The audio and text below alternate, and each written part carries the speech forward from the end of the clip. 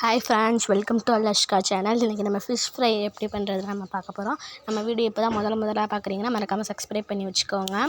உப்பு போட்டுட்டு அப்புறமேட்டுக்கு கொஞ்சோண்டு மிளகாத்தூள் போட்டுக்கலாம். மிளகாத்தூள் போட்டதுக்கப்புறம் கொஞ்சோண்டு ஃபிஷ் ஃப்ரை மசாலா போட்டுட்டு அதை நல்லா இது பண்ணி விட்டு கொஞ்சோண்டு கொஞ்சோண்டு தக்காளி தண்ணி ஊற்றிட்டு அதை நல்லா பிசைஞ்சிக்கலாம். எல்லா இடத்துலையும் படுற மாதிரி நல்லா போட்டு இது பண்ணிக்கோங்க. நல்லா இந்த மாதிரி வந்தோடனே தோசைக்கல் வந்து ஹீட் ஆகிடுச்சான்னு பார்த்துட்டு கொஞ்சோண்டு எண்ணெயை ஊற்றிக்கலாம். பொரிக்கிறதுக்கு எண்ணெய் ஊற்றியாச்சு. இப்போ அதை அப்படியே எடுத்து மேலே ஒரு மீனாக போடலாம்.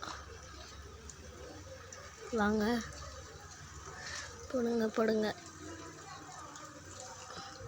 இந்த மாதிரி எல்லாத்துலேயும் அந்த மாதிரியே போட்டுருங்க. அப்போ நல்லா இருக்கும்.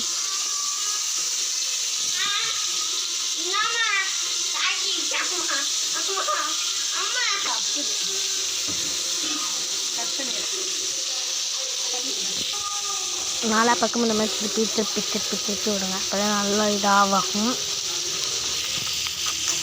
ஒரு பக்கத்தில் இதுக்கும் தன்னங்காய்க்கும் காம்பினேஷன் சூப்பராக இருக்கும். அதுக்கு வந்து நம்ம தன்னங்காய் செஞ்சுக்கலாம். ஒரு பேனில் வெங்காயம் போட்டுட்டு நல்லா அது போட்டோன்னா பட்டை மிளகாய் அப்படி 2 போட்டுக்கும். மிளகாய் 2 நல்லா உடச்சி போட்டாச்சு.